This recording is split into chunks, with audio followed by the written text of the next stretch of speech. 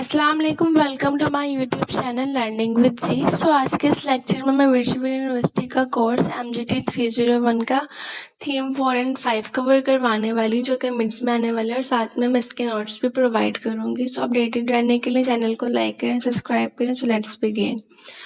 अब basically chapter number 4 का title है मार्केटिंग इंफॉर्मेशन सिस्टम। सो अब यहाँ पे बेसिकली कुछ पॉइंट डिस्कस किए गए हैं।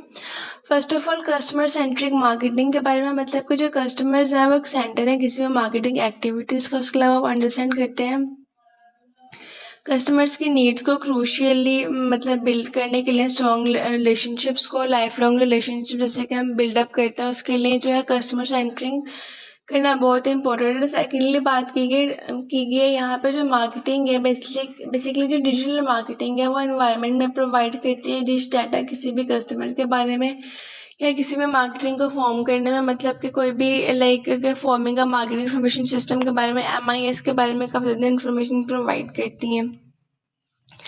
अब सेकेंडली यहाँ पे जो मेजर पॉइंट डिस्कस किया गया है वो है मार्केटिंग इन्फॉर्मेशन सिस्टम के। Basically what is MIS। सो जो MIS है वो गैदर करता है डाटा अबाउट कस्टमर्स कैरेक्टरिस्टिक, जैसे कि डेमोग्राफिक हो सकती हैं, कोई भी नीड्स हो सकते हैं। उसके अलावा इन्फॉर्मेशन जो है हेल्प करती है डिसीजन मेकिंग में, उसके अलावा स्टोर करने में marketing database for the future uses. Internal data जो है वो मतलब कि विद इन ऑर्गेनाइजेशन यूज़ किया जाता है, और जो एक्सटर्नल डाटा है वो मार्केटिंग इंटेलिजेंस में इंक्लूड किया जाता है। थर्डली यहाँ पे एक और पॉइंट डिस्कस किया है यहाँ पे मार्केटिंग रिसर्च का। So marketing research in sense आप कह लें कि जो ये मार्केटिंग रिसर्च है ये हेल्प करती है किसी भी ऑर्गेनाइजेशन को इंक्रीज करने में, उसके प्रॉफिट्स को मैक्सिमाइज करने में, उसकी सेल्स या अंडरस्टैंड करने में कस्टमर के फीडबैक्स को बिफोर द प्रोडक्ट लॉन्च। उसके अलावा ये फॉलो करते हैं सिस्टमेटिक प्रोसेस को, स्टार्ट करते हैं डिफाइनिंग रिसर्च प्रॉब्लम और ऑब्जेक्टिविटी के साथ। फर्दर ये कि इसकी कुछ टाइप ऑफ रिसर्च है जो कि एक्सप्लोर करती हैं या इंक्लूड करती हैं हमारे एक्सप्लोरेटरीज को, जैसे कि investigating undefined problems and descriptive को अगर आप ले लें तो बेसिकली इसमें वो कहते हैं कि प्रोफाइलिंग कस्टमर एंड कंपटीटर्स हैं। एंड थर्डली कैजुअल, जिसमें कि आप टेस्ट करते हैं कॉज एंड इफेक्ट रिलेशनशिप्स को। अब फोर्थली इसमें एक और पॉइंट डिस्कस किया गया है रिसर्च डाटा कलेक्शंस का। सो research data collection in sense आप कह सकते हैं कि प्राइमरी डाटा को कलेक्ट करती है, मतलब through the surveys, interviews, experiments के थ्रू जो है ये डाटा कलेक्ट कर रही है। और फर्दर क्या करते हैं ये जो सेकेंडरी तौर पे, जब इसमें अगर आप स्टेप देखें इसका, जो सेकेंडरी स्टेप पे जो इसमें सेकेंडरी डाटा है वो ऑब्टेन करते हैं हम डिफरेंट सोर्सेज है, जैसे कि न्यूज़पेपर्स है, मैगजीन है या गवर्नमेंट डेटाबेस वगैरह। अब जो रिसर्च टेक्निक्स है इनमें इंक्लूड होती है हमारी ऑब्जर्वेशनल, मतलब कि जो हमारा ऑब्जर्विंग बिहेवियर है वो, एथनोग्राफिक ले लें जो कि इमर्जिंग इन कंज्यूमर लाइफस्टाइल्स है वो है, सर्वेज जैसे कि सर्वेज में क्वेश्चनेर्स आ सकते हैं, इंटरव्यूज आ सकते हैं, और लास्टली जो एक्सपेरिमेंटल मतलब कि जो कंट्रोल टेस्ट होते हैं वो। अब इसकी अगर एग्जांपल हम लें कंप्लीटली, सो इसकी एग्जांपल इन सेंस आप कह सकते हैं कि जो लाइक टेस्ट करना होता है, मतलब कि जो अफेक्ट होता है किसी भी टेस्ट के, जैसे कोई डिओड्रेंट पैकेजिंग है उसकी जो सेल को होता है उसको टेस्ट करने के लिए जो रिसर्चर्स है वो कंडक्ट करते हैं एक्सपेरिमेंट्स, और उसके अलावा जो दूसरे फैक्टर्स हैं उनको भी कॉन्स्टेंटली वो देखते रहते हैं। अब लास्टली यहाँ पे बात करें स्टोरेज एंड यूज़ की, जो डाटा कलेक्टर है वो थ्रू मार्केटिंग रिसर्च है वो स्टोर करते हैं मार्केटिंग की इन्फॉर्मेशन को, डाटाबेस को फ्यूचर डिसीजन मेकिंग के लिए। अब ओवरऑल चैप्टर में बात ये की गई है कि उन्होंने इन्फॉर्मेशन हाईलाइट की है, जैसे कि importance of customer focus marketing के बारे में, उसके अलावा रोल ऑफ डाटा जो है इन डिसीजन मेकिंग उसको हाईलाइट किया गया। थर्डली उन्होंने डिस्कस किया वेरियस रिसर्च मेथड जो कि यूज़ करते हैं हम गैदर करने के लिए मार्केटिंग इनसाइट्स को। क्वेश्चन नंबर 1 को देख लें। सो बेसिकली इसमें वो बात कर रहे हैं marketing information system with real time example. जो MIS की डेफिनेशन है बेसिकली वो ये है कि वो इन्वॉल्व होती है सॉर्ट करने में, वैल्यूएट करने में मार्केटिंग और कस्टमर्स की जो डाटा है डिसीजन मेकिंग के उनको। अब इसकी एग्जांपल अगर ले लें तो जो कंपनीज हैं वो मेंटेन करती हैं कस्टमर के डाटाबेस को इन्फॉर्मेशन के साथ regarding their needs, behaviour and preferences, और जो डाटा है वो कॉन्टीन्यूसली अपडेट करता है, रिफ्लेक्ट करता है, चेंज होता है ट्रेंडिंग्स में कस्टमर की डिमांड के अकॉर्डिंग। और फॉर इंस्टेंस अगर आप बात कर लें तो जो एक ई-कॉमर्स कंपनी है रेगुलरली ट्रैक करती है और एनालाइज करती है कस्टमर्स की परचेज पैटर्न्स को और पर्सनलाइज करती है प्रोडक्ट की रिकमेंडेशंस को। और फर्दर सेकेंडली उन्होंने बात की यहाँ पे डिस्क्रिप्टिव रिसर्च और प्रोडक्ट डाटा की। सो बेसिकली जो डिस्क्रिप्टिव रिसर्च है वो आप यूज़ कर सकते हैं अंडरस्टैंड करने के लिए डिफरेंट टारगेट ग्रुप्स को जो कि रिस्पॉन्स करते हैं एक प्रोडक्ट। उसके अलावा अगर हम एग्जांपल देख लें तो क्लॉथिंग ब्रांड है जो कि कंडक्ट कर रहा है एक सर्वे मेजर करने के लिए किसी भी ब्रांड की इमेज को स्पेसिफिक कस्टमर सेगमेंट्स के साथ। तो ये रिजल्ट बेसिकली जो इसका जो रिजल्ट है वो हेल्प आउट करेगा एक ब्रांड टेलर को जो कि मार्केटिंग स्ट्रेटजीज में जो है बेटर अपील करे अपने सेगमेंट्स के बारे में। क्वेश्चन नंबर 3 में वो डिस्कस कर रहे हैं importance of customer information for marketing managers.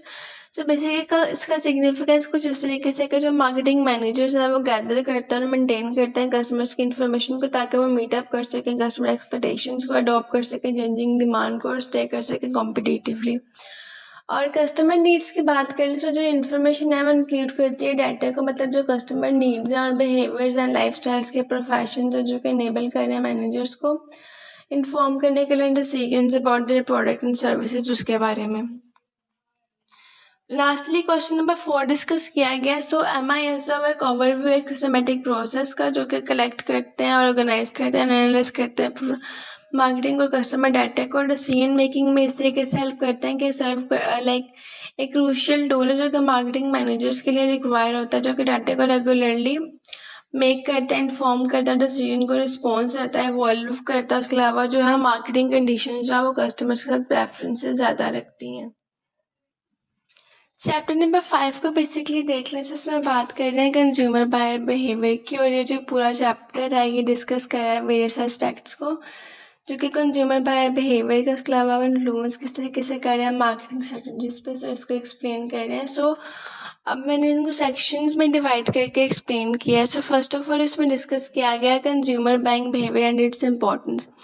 तो बेसिकली जो कंज्यूमर बाइंग बिहेवियर है वो रेफर करता है परचेज करने से किसी भी डिसीजन मेड बाय इंडिविजुअल्स जो कि किसी भी पर्सन यूज कर जो इंडिविजुअल्स डिसीजन लेते हैं उसको रेफर करता है। फर्दर है कि जो कंज्यूमर मार्केटिंग जो है वो कंसिस्ट करती है ऑल एंड यूजर्स के साथ जो कि बाय करते हैं गुड और सर्विसेज को। मार्केटर्स जो है वो स्टडी करते हैं कंज्यूमर बाइंग बिहेवियर को अंडरस्टैंड करने के लिए why how when and what of consumer purchases.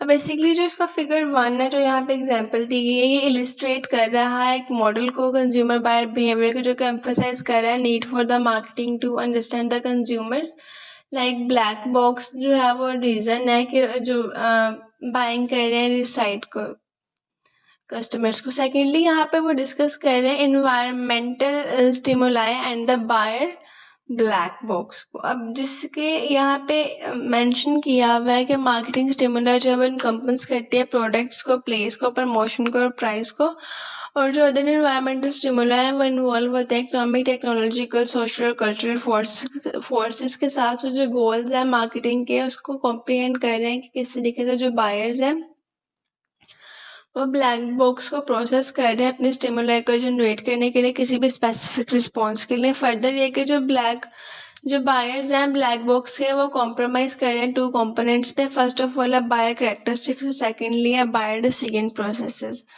अब यहाँ पे जो बायर कैरेक्टरिस्टिक्स हैं उनको यहाँ पे डिस्कस किया गया किस तरीके से वो इन्फ्लुएंस कर रही है बिहेवियर को। सो कल्चरल और सोशल और पर्सनल साइकोलॉजिकल फैक्टर्स हैं सिग्निफिकेंटली इन्फ्लुएंस कर रहे हैं कंज्यूमर बाइंग बिहेवियर को। अब कल्चरल फैक्टर इन सेंस आप कह लें कि जो कल्चरल फैक्टर हैं सब कल्चर हैं सोशल कल्चर्स वगैरह में प्रोफाउंड इम्पैक्ट रख रहे हैं कंज्यूमर्स के बिहेवियर्स पे जो कि कल्चर को शेप कर रहे हैं। लोगों के जो कल्चर शेप कर रहे हैं उनके डिज़ायर्स और बिहेवियर्स को शेप कर रहे हैं लोगों के सब कल्चर को देख रहे हैं जिसमें पंजाबी, सिंधी, KPK या बलोची जो आते हैं पाकिस्तान में वो भी फर्दर इन्फ्लुएंस कर रहे हैं परचेजिंग डिसीजंस को। सोशल क्लास डिवीजन में इंक्लूड करते हैं upper class, middle class, lower class और जो कि अफेक्ट कर रहे हैं बाइंग पैटर्न्स को और प्रेफरेंसेस को। सोशल फैक्टर उसके बाद सोशल फैक्टर्स में इन सेंस आप कह सकते हैं कि जो सोशल फैक्टर्स हैं वो जैसे उसमें रेफरेंस ग्रुप आ जाते हैं, फैमिली, सोशल रोल्स आ जाते हैं और स्टेटस आ सकता है, सोशल नेटवर्क्स आ सकते हैं जो कि प्ले कर रहे हैं कंज्यूमर डिसीजंस में एक इम्पॉर्टेंट रोल।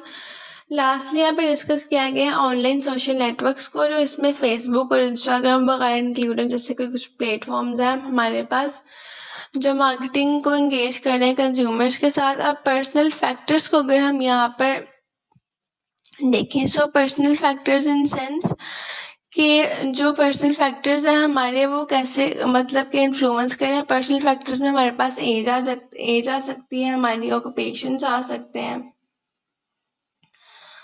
ऑक्यूपेशंस हैं। उसके अलावा अब एज में हम बेसिकली डिस्कस ये कर रहे हैं पर्सनल फैक्टर्स में age, occupations, economic situations, lifestyles, personalities, self concept, shape consumers buying choice. अब जो ऑक्यूपेशंस हैं वो डेडिकेट करते हैं प्रोडक्ट्स इंडिविजुअल्स हो के वो परचेज करें और इनकम लेवल्स को जो हम इन्फ्लुएंस करें स्पेंड करके उनके पैटर्न्स पे। सेकेंडली बात कर रहे हैं लाइफस्टाइल्स की। जो लाइफस्टाइल है वो इनकम्पस कर रही है एक्टिविटीज़ जैसे कि इंटरेस्ट है या ओपिनियंस है, आई और डायमेंशंस है, इम्पैक्ट है कंज्यूमर वैल्यूज़ का, प्रेफरेंसेस के। पर्सनैलिटी ट्रेड्स को देख लें तो इसमें सोशेबिलिटी आ सकती है, ऑनेस्टी और सेल्फ इंश्योरेंस या फैक्ट प्रोडक्ट चॉइसेस हैं, वो सब कुछ ऐड हो सकता है। नेक्स्ट यहाँ पे डिस्कस कर रहे हैं वो साइकोलॉजिकल जो फैक्टर्स हैं उनको। साइकोलॉजिकल फैक्टर्स में हमारे पास इंक्लूड है motivations, perceptions, learning, beliefs and attitudes. So अब बेसिकली ये जो है इसको मैं टेबल के थ्रू इसलिए कन्वे कर रही हूँ ताकि आप लोगों को इजीली समझ आ सके। सो अब साइकोलॉजिकल फैक्टर्स को अगर हम देख लें तो इसमें जो इंक्लूड है वो मैंने बताया एटीट्यूड्स हैं, बिलीव्स हैं, लर्निंग, परसेप्शन, मोटिवेशन वगैरह जो कंज्यूमर बिहेवियर्स में इंक्लूड है। अब जो मोटिवेशन है फर्स्टली वो अराइज करती है नीड्स को, लाइक जो नीड्स है उनको अराइज करती है और जो मोटिव बन जाते हैं किसी भी किस्म की इंटेंसिटी को रीच अप करने के लिए। उसके अलावा जो है ये ड्राइव करता है इंडिविजुअल्स की सीक सेटिस्फैक्शंस को। अब यहाँ पे वो बात कर रहे हैं अब्राहम मास्लो की बात कर रहे हैं जिन्होंने हायरार्की बनाई थी नीड थ्योरी ऑफ आउटलाइन, जिसमें उन्होंने 5 हायरार्किकल नीड्स को बनाया था जो कि साइकोलॉजिकल टू सेल्फ एक्चुअलाइजेशन तक थी, जो कि मोटिवेशन को इन्फ्लुएंस करी थी।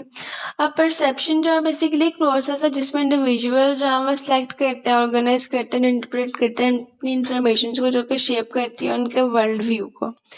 अब सिलेक्टिव डिस्ट्रीब्यूशन की बात कर लें फर्दर हम, तो इसमें बेसिकली वो डिस्कस ये कर रहे हैं कि जो हमारे सिलेक्टिव डिस्टॉर्शंस हैं लाइक वो हमारे लाइक सिलेक्टिव इंटेंशंस बन सकती हैं हमारी, या वो सिलेक्टिव रिटेंशन जो कि इन्फ्लुएंस कर रही है इंडिविजुअल्स को परसीव करने में इंफॉर्मेशन। उसके बाद लर्निंग की बात कर रहे हैं। So learning as a change in behaviour है ड्यू टू एक्सपीरियंसेस या इफेक्ट जो है वो कंज्यूमर्स की चॉइसेस पे आ रहे हैं और जो ब्रांड प्रेफरेंसेस हैं उनकी वजह से।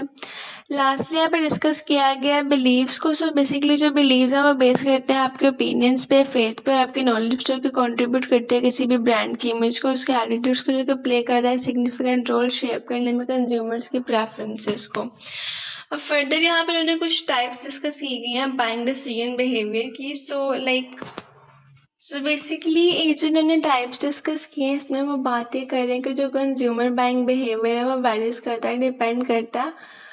बेसिकली वो चेंज होता रहता है और डिपेंड करता है अपने प्रोडक्ट पर, उसकी डिग्री ऑफ इन्वॉल्वमेंट के साथ। उसके अलावा उसमें कैटेगराइज किया गया उन्होंने कॉम्प्लेक्स और डिसोनेंस रिड्यूसिंग में, हैबिचुअल और वैरायटी सीकिंग बाइंग चीज़ों में। अब यहाँ पे बायर डिसीजन प्रोसेस के बारे में बात की गई जिसमें ये कुछ स्टेप्स दिए गए। फर्स्ट ऑफ ऑल है the buyer need. So basically अब यहाँ पे जो इसकी है लाइक अगर आप इसको ओवरऑल देखें तो इसके 5 स्टेप्स हैं, 5 स्टेजेस हैं। फर्स्ट ऑफ ऑल है need recognition, secondly information research, thirdly evolution of alternatives, purchase decision and post purchase evolution. अब जो नीड रिकॉग्निशन है वो बेसिकली एक इनिशियल स्टेज जहाँ पे कंज्यूमर जब आइडेंटिफाई करते हैं अपनी नीड को। इन्फॉर्मेशन सर्च को देख लें तो इसमें इन्वॉल्व करते हैं सीकिंग, मतलब इसमें इन्फॉर्मेशन सीख की जाती है डिफरेंट प्रोडक्ट्स के बारे में वेरियस सोर्सेज से। एवोल्यूशन ऑफ अल्टरनेटिव्स को देख लें तो इसमें रिक्वायर होता है असेस करना डिफरेंट ब्रांड्स के बारे में जो कि बेस करता है आपके इंडिविजुअल क्राइटेरिया पे। और जो परचेजेस डिसीजन है उस पर आप कह लें कि वो कंज्यूमर लोग सिलेक्ट करते हैं एक स्पेसिफिक प्रोडक्ट को। परचेज डिसीजन को देख लें तो इसमें बेसिकली जो कंज्यूमर्स हैं वो सिलेक्ट करते हैं स्पेसिफिक प्रोडक्ट को। लास्टली यहाँ पे डिस्कस किया गया पोस्ट परचेज एवैल्यूएशन जो कि डिटरमाइन करती है कि कंज्यूमर सेटिस्फाइड है या डिससेटिस्फाइड है और डिलाइटेड है अपनी परचेजेस के साथ या नहीं। और लास्टली यहाँ पे वो डिस्कस कर रहे हैं adoption of new product and inventions. अब बेसिकली यहाँ पे बात ये कर रहे हैं कि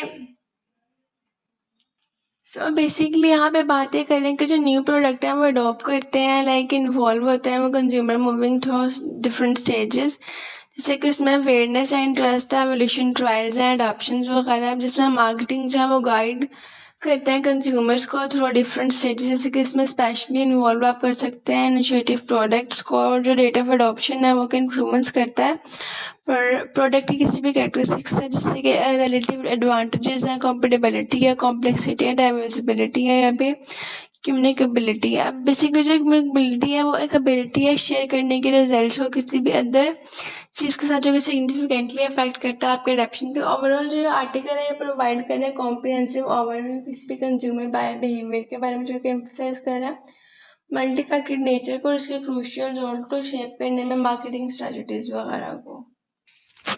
लास्टली इसके क्वेश्चन को देख लें। So what is the key difference between exploratory and descriptive research with examples. So अब जो एक्सप्लोरेटरी रिसर्च है वो इन्वेस्टिगेट करती है एक प्रॉब्लम को, लाइक के इट्स नॉट वेल डिफाइंड हो या उसका जो आंसर करने का एम हो एक वाई क्वेश्चन जो है वो प्रॉपर ना, उसके अलावा ये एक्सप्लेन करती है, एक्सप्लोर करती है या जनरेट करती है इनसाइट्स को। एग्जाम्पल ले लेके वो रिसर्च करती है कि जो लोग हैं वो क्यों ऑफलाइन ऑनलाइन शॉपिंग जो वो प्रेफर करते हैं over the in store shopping. Descriptive research जो बेसिकली वो डिस्क्राइब करते हैं कैरेक्टरिस्टिक किसी भी फिनोमिना के बारे में आंसर करके व्हाट क्वेश्चंस को अब इसमें प्रोवाइड करते हैं डिटेल ओवरव्यू। जो कि एग्जांपल अगर आप ले लें तो बेसिकली वो कहते हैं कि स्टडी करना किसी भी डेमोग्राफिक कस्टमर को जो कि बाय कर सकते हैं स्पेसिफिक ब्रांड और स्मार्टफोन्स वगैरह को, उसके बारे में like studying the demographic of customers who by specific brand और स्मार्टफोन। अब इसके साथ जो हमारा ये मिड्स का सिलेबस ख़त्म हो चुका हुआ है और इसके नोट्स जो है वो नेक्स्ट वीडियो में मैं प्रोवाइड कर दूँगी। सो आगे भी वीडियोज़ देखने के लिए अपडेटेड रहें एंड सब्सक्राइब करें चैनल को।